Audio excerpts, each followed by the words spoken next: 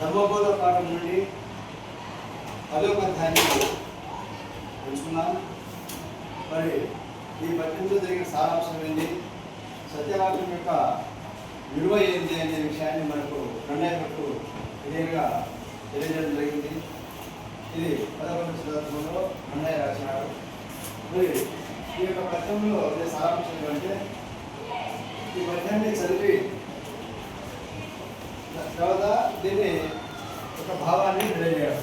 ఈరోజు పద్యం పెట్టుకునే కార్యక్రమాలు చూసుకోండి.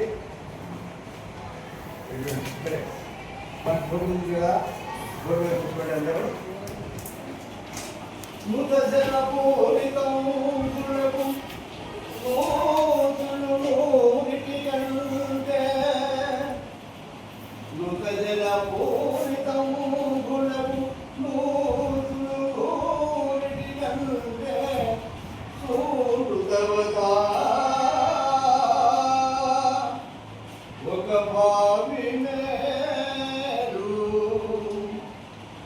మరి బావులు నూరికి కంటే, మరి బావులు నూరికి కంటే నొక్క సత్క్రతువది మేలు, నొక్క సత్క్రతువది మేలు.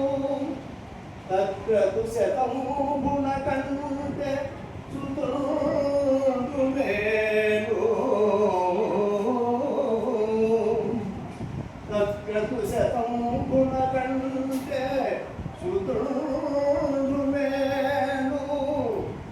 తత్కృత శతకము కంటే నొకసూత వాక్యము మేలు. చూడగా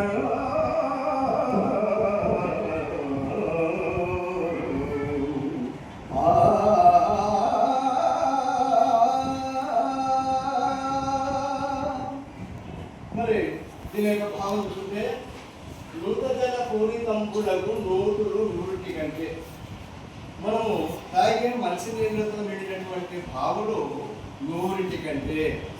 మరి ఆ బావులు ఎలాంటివి? దిగనీకి లేకుండా పాతకాలంలో ప్రాచీన కాలంలో ఏముండాలంటే తాడేసి బిందెలతో నీళ్లు చేతులు తిన్నారు. అటువంటి బావులు దిగనీకి డైరెక్ట్గా దిగనీకి లేకుండా కేవలము బయట నుండి కేవలం చేస్తామన్నారు. అటువంటి బావులు నూరిటి కంటే ఒక్క బావి మేలు. ఏ బావి? దిగుడు బావి. బావిలోకి చక్కగా తనకు తాను దిగి నీళ్ళు తాగడానికి ఉపయోగించేటటువంటి బావులు ఒక్క బావి మేలు. అదే ఇక్కడ సోములతో వాళ్ళ తాగుంది అంటే ఏమర్థము? ధర్మ పరిపాలనా విధానం తెలిసినటువంటి ఒక వ్యక్తి మహారాజా అని. సూమృత వ్రత అంటే సత్యాన్ని పరిపాలించేటువంటి మహా గొప్పైన వ్యక్తి. దాంట్లో ఆయన శకుంత ఏమిటండి, దుష్యంత మహారాజుకి చెప్తుంది ఈ విధంగా.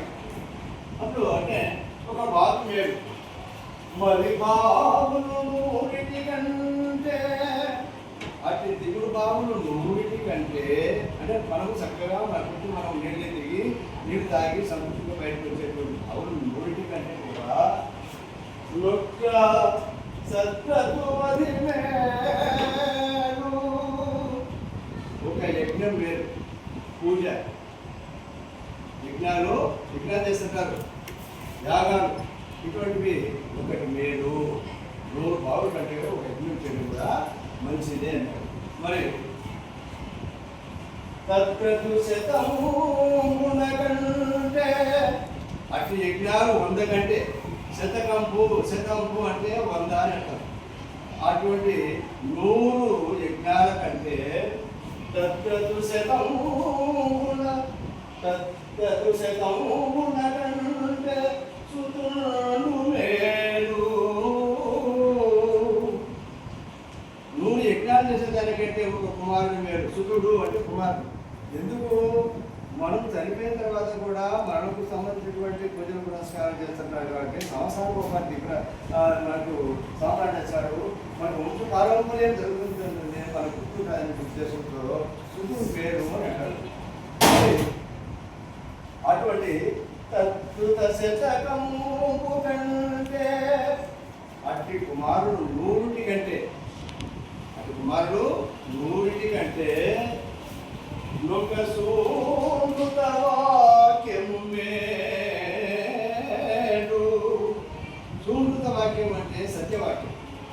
ఒక్క సత్యంగా పలకడం, ఒక వాక్యం పలికితే చాలు ఇన్నిటికంటే కూడా అని మనకు శకుంతల ఈ యొక్క దుష్యంతుడితో చెప్తుంది. అయ్యా, నువ్వు అబద్ధం ఆడుతున్నావు, తప్పించుకున్నావు, నన్ను పెళ్లి చేసుకున్నావు, నా కుమారుడు అడిగినాడు, మమ్మల్ని స్వీకరించకుండా ఈ విధంగా తప్పుకున్నావు, కాబట్టి నువ్వు సత్యం పలుకు, సత్యం అంత గొప్పది, సత్యానికి విలువ ఇది ఈ యొక్క సమాజంలో అని చెప్పి ఈ యొక్క శకుంతల దుష్యంతుడితో అంటుంది.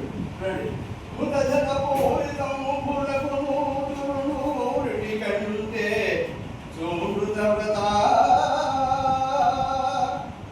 ధర్మవాక్యాన్ని పరిపాలించేవాడా, సుమృత వ్రత పరిపాలించేవాడు.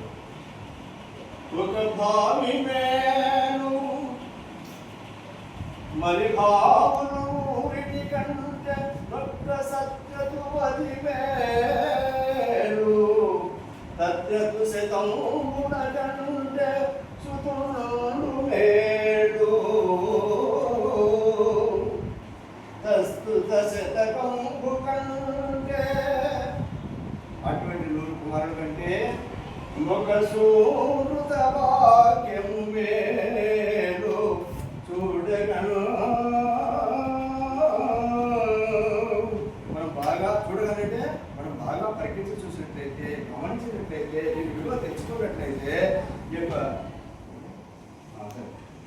అయితే మనకు సత్యవాక్యంలో అంత గొప్ప స్థానం ఉంది అని శకుంతల దుష్యంతుడితో చెప్తున్నది. ఇది ఈ యొక్క పద్యంలో ఉండేటువంటి భావం.